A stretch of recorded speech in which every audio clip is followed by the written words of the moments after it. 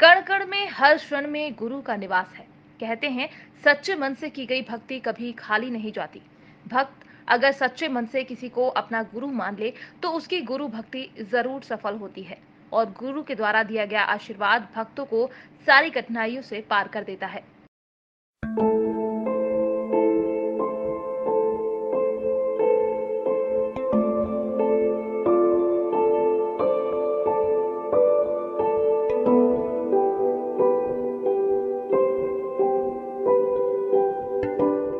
डूबते को तिनके का सहारा। यदि कोई व्यक्ति पानी में डूब रहा है और अगर तिनका उसको मिल गया है तो वह उसके सहारे अपनी नैया पार कर जाएगा। ऐसे ही माजरा जीवन में गुरु का होता है। अगर किसी व्यक्ति के जीवन में किसी गुरु का स्थान मिल गया और उसे एक व्यवस्थित गुरु मिल गया तो वह व्यक्ति अपने जीवन की नैया पार कर जाता है। नमस्कार, मैं हूं अनिल जाट और आप देख रहे हैं पब्लिक टीवी। आज हम एक ऐसे आश्रम पर खड़े हैं जहां पर हम आपको कुछ ऐसे लोगों से रूबरू करवाएंगे जिनके जीवन में एक गुरु के मार्गदर्शन पर चलकर किस तरह से बदलाव आए हैं। वह व्यक्ति आपको साक्षात्कार अपने अनुभव के बारे में बताएंगे। उनके जीवन में ऐसी कई उतार चढ़ाव कठिनाइयाँ आई जिसके चलते उन लोगों ने गुरु को याद किया और गुरु के चरणों में रहकर उनके जो जीवन की समस्याएं या कठिनाइयाँ थी वो दूर हो गई। तो हमारे साथ बने रहिए और देखिए उन लोगों के अनुभव को और क्या कहते हैं वो लोग। सारी कुछ चीज़ों से आज हम आपको रूबरू कराएंगे। रतलाम जिले में स्थित पंचेड़ आश्रम पर सोमवती अमावस्या के उपलक्ष्य में भजन कीर्तन एवं प्रसाद वितरण का कार्यक्रम रखा गया था। इस कार्यक्रम में कई जिलों से भक्तों ने भाग लिया।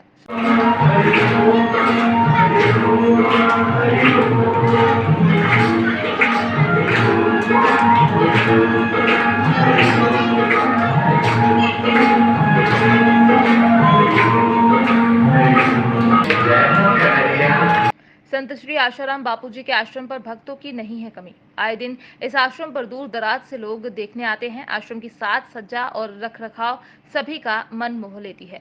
आश्रम पर चमत्कारी वट वृक्ष की भी अपनी विशेषता है। लोगों का मानना है कि जब भी किसी समस्या या किसी दुख से पीड़ित होते हैं तो वो पंचेड़ आश्रम पर आ जाते हैं और इस वृक्ष की परिक्रमा करते हैं। परिक्रमा करने के बाद उस समस्या से निजात मिल जाती है। एक मैं सत्य घटना आपको सुनाना चाहता हूँ। ये कोरोना काल की घटना है।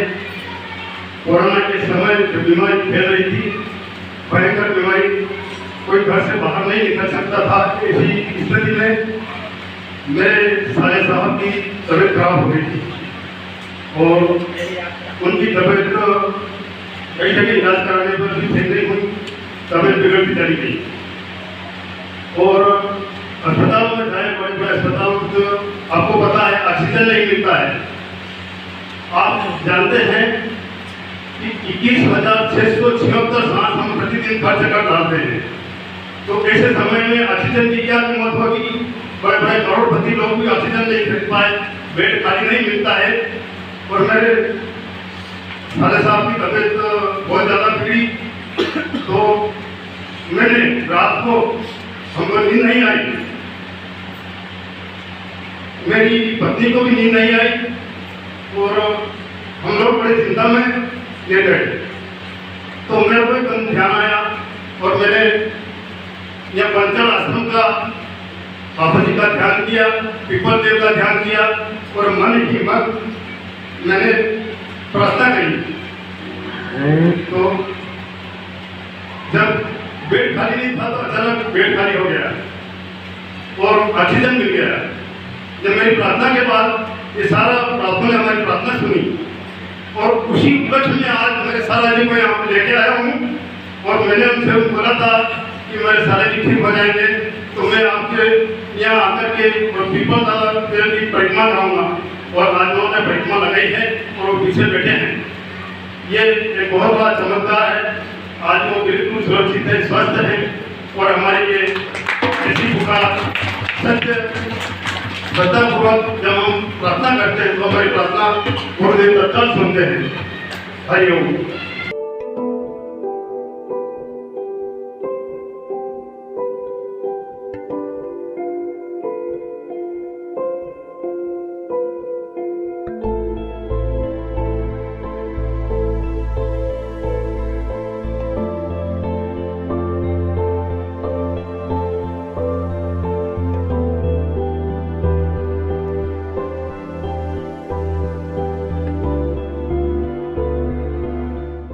आश्रम पर स्थित हर कार्यक्रम में कुछ नया देखने को मिलता है। भले ही संत श्री आशाराम जी बापू जी प्रत्यक्ष रूप से भक्तों के बीच में नहीं है, पर भक्तों को आज भी उनके साक्षात्कार दर्शन हो जाते हैं। किसी को सपने में तो किसी को अन्य किसी प्रकार से आश्वासन देकर सद्मार्ग दिखा देते हैं, जिसके चलते लोगों में आज भी बापूजी के प्रति श्रद्धा कम नहीं हुई। मैं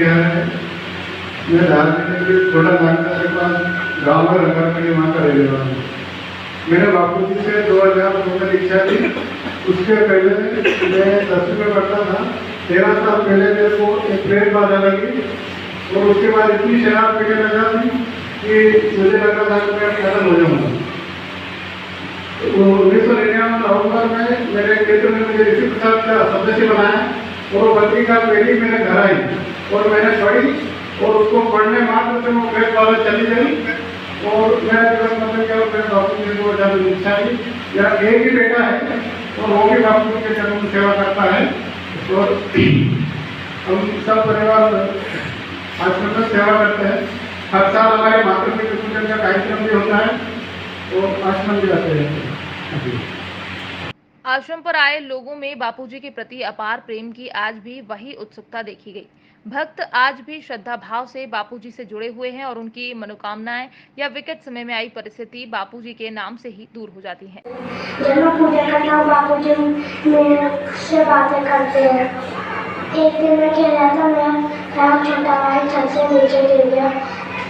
उस समय हमारे घर में कोई बड़ा नहीं था, इसलिए हम सब डर गए।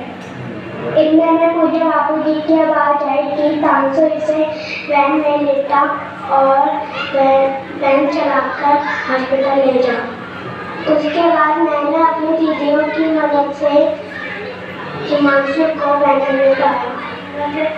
इस आयोजन में कुछ ऐसे लोग भी आए जिन्होंने अपना अनुभव बताया। अनुभव में बताया गया कि किसी के जीवन में विकट परिस्थिति आई थी, किसी को शराब की लत थी, किसी के परिवार के बच्चों के साथ बड़ा हादसा हो गया, तो किसी को कोरोना काल में हॉस्पिटल में बेड नहीं मिल पा रहा था, पर बापूजी का ध्यान करते ही उनकी विकट समस्याओं का हल निकल जाता है। कई अनुभवियों का कहना है कि वो जब भी बापूजी का नाम लेकर कोई काम शुरू करते हैं तो उनके उस कार्य में कभी बाधा नहीं आती और उनका कार्य सफल होता है।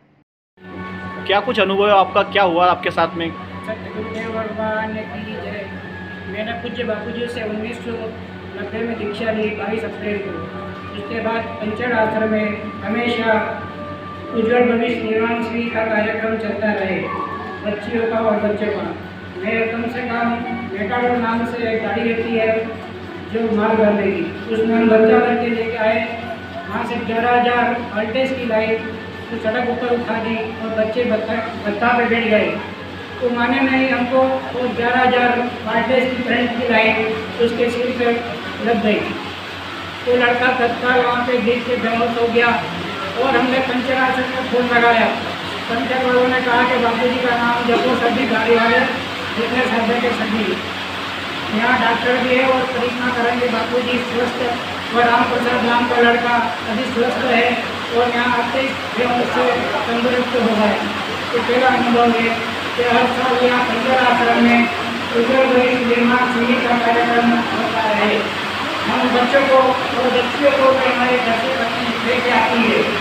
दूसरा अनुभव यह है कि यहाँ पर हर हमारा पूर्णिमा का भंडारा होता है और दिवाली में हम आसपास के गाँव में कपड़ा बर्तन पंचर आश्रम से लेकर करा जाता है। ऐसे मातृ पूजन भी यहाँ पे 14 फरवरी को होता है। ऐसे होली पे भी यहाँ कार्यक्रम होता रहता है पंचर आश्रम का। हमारी लड़की तो हवामान ऐसे दूर भविष्य का होता था, तो पंचर वालों ने बताया कि बापूजी विज्ञान आश्रम में आया हुआ है। प्रवीण भाई ने बताया जाओ वहाँ पे, तो बापूजी ने ऐसे करके हमारी लड़की को हमको हमारे गाँव गुजारा से 100 किलोमीटर दूर उज्जैन है। वहाँ पे हमने बापूजी ने कहा कि बच्ची क्या बोल रहे हैं, आपको सपना आया? बापूजी ने लड़की को कहा हाँ। तो क्या बोल रहा वो चमत्कार होगा, लड़की होने लग गई। तो बापू ने हम सबको आशीर्वाद दिया और मोटरसाइकिल से 100 किलोमीटर लेकर 3 सवार को गया। बापूजी ने आशीर्वाद दिया कि बेटा देने वाला सबको खड़ा करके क्या 100 किलोमीटर मोटरसाइकिल से आया, 3 सवारी लेंगे। बापूजी ने बताया कि चश्मा और ये कान में भी डाल के गाड़ी चलाया करो।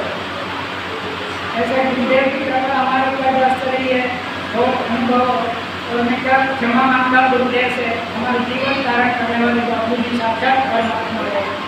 क्या आपको कभी ऐसा लगा कि बापूजी की अनुपस्थिति होने के बाद भी यहाँ अनुपस्थिति लग रही है बापूजी की? बापूजी की गुरु दीक्षा लेने के बाद में हमारे नए नए चमत्कार। हमारी माता जी 1 रुपये में मजदूरी करती थी, उसके बाद में 1996 से लेकर 98 में मकान बांधा हमने।